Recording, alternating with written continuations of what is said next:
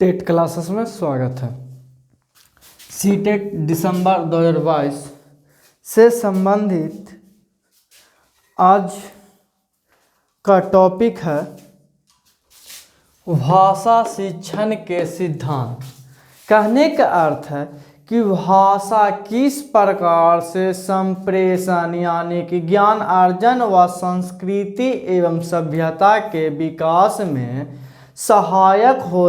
होने के कारण मनुष्य के जीवन में महत्वपूर्ण भूमिका निभाया है। यानी कहने का अर्थ है कि भाषा जो है वह मनुष्य के जीवन में यानी कि संस्कृति ज्ञानार्जन सभ्यता को विकास में किस प्रकार से भूमिका निभाया है। भाषा के इसी महत्व को पहचानते हुए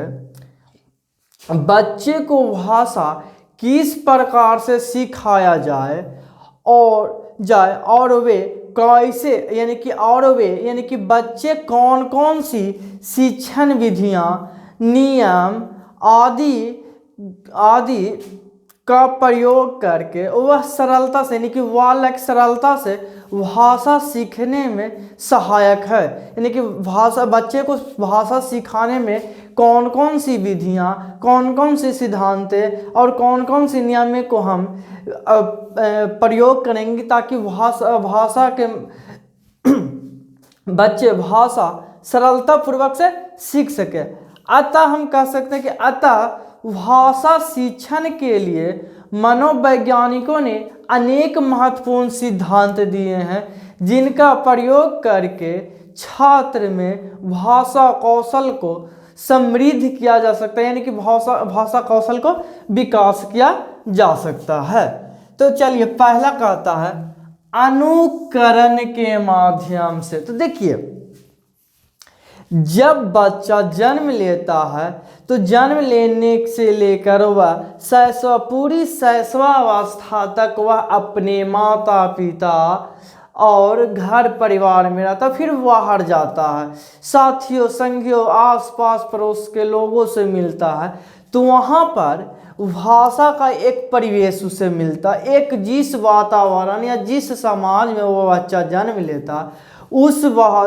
समाज में एक भाषा रहता, यानी कि कोई भी भाषा रहे वह चाहे हिंदी हो संस्कृत हो इंग्लिश हो उर्दू हो बंगाली हो मराठी हो कोई भी भाषा, यानी कि उस बच्चे की मातृभाषा रहता, यानी कि वो उसका क्षेत्रीय भाषा रहता या घरेलू भाषा रहता है।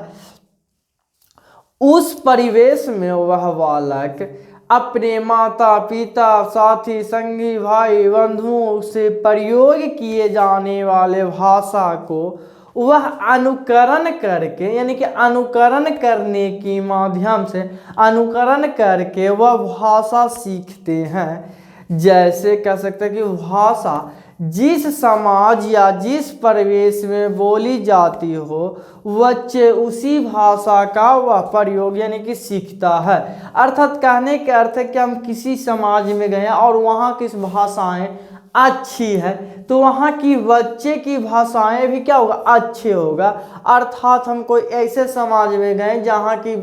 भाषाएं अच्छे ना यानी कि कृतियाँ हो या खराब हो तो वहाँ के बच्चे भी उसी भाषा को सीखें जो कि खराब और कृतियाँ भाषाओं को सीखेंगे। तो हम लोग समझ गए कि अनुकरण के सिद्धांत, जैसे कहने का अर्थ कि एक बच्चा भाषा सीखने के क्रम में अनुकरण करता है, यानी कि वह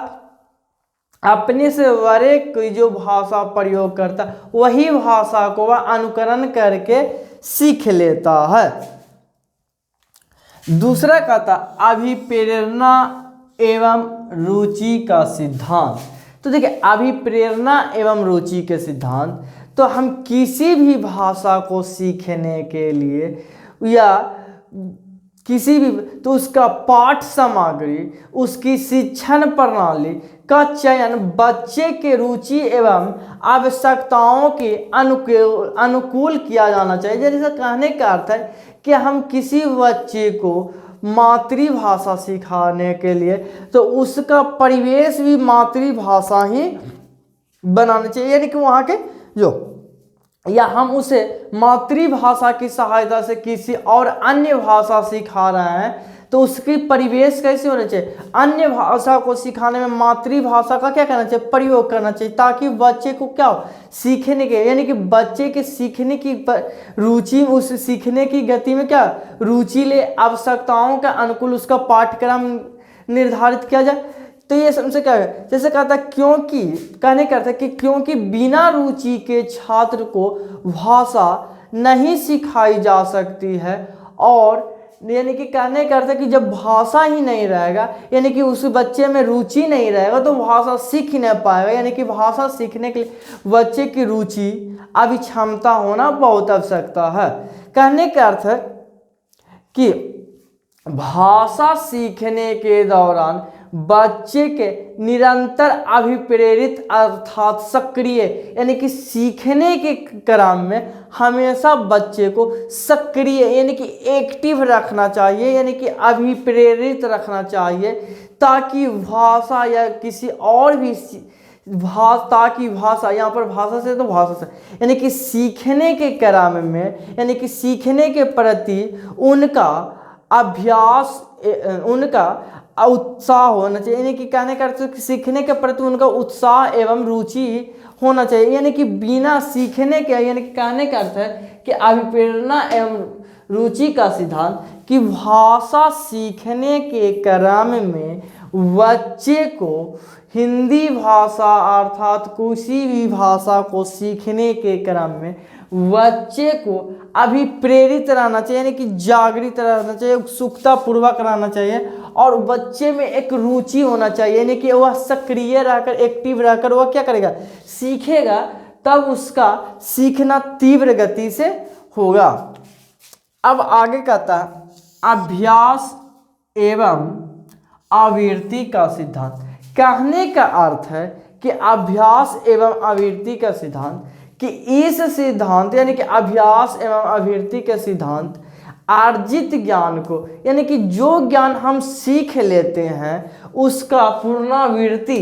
अर्थात अभ्यास नहीं करें तो वह क्या होगा, विसरण हो जाएगा। यानी कि बच्चे में एक सीखने की गति जितनी तीव्र गति से होता है, यानी कि सीखने की गति जितने तीव्र गति से होता है, उतना ही तीव्र गति से बच्चे में विसरण अर्थात भूलने की भी गति होती है। इसीलिए उसे निरंतर बरकरार रखने लिए, यानी कि लंबे समय तक उस ज्ञान को उस छात्र के, यानी कि उस बच्चे के पास रखने के लिए अभ्यास एवं आवृत्ति का सिद्धांत यानी आया। कहने का अर्थ कि जब बच्चा अभ्यास करता, यानी कि अर्जित ज्ञान को वह पुनरावृत्ति करता, अतः शिक्षण प्रक्रिया में पुनरावृत्ति तथा अभ्यास करता, यानी कि सीखने यानी कि शिक्षण प्रक्रिया में वो क्या करेगा, अभ्यास करेगा, पुनरावृत्ति करेगा, यानी कि आवृत्ति करता। तब अभ्यास एवं आवृत्ति क्या होता, अभ्यास के साथ साथ उसके जो ज्ञान होता है वह अस्थायी होने लगता है, यानी कि सीखना जो सीखते हैं वह अस्थायी होने लगता है, और वह लंबे समय तक क्या होता है, बच्चे के साथ विकसित रहता है, यानी कि बच्चे के ज्ञान में अर्जित रहता है। तो आज के लिए हम लोगों को इतना ही। जय हिंद, जय भारत।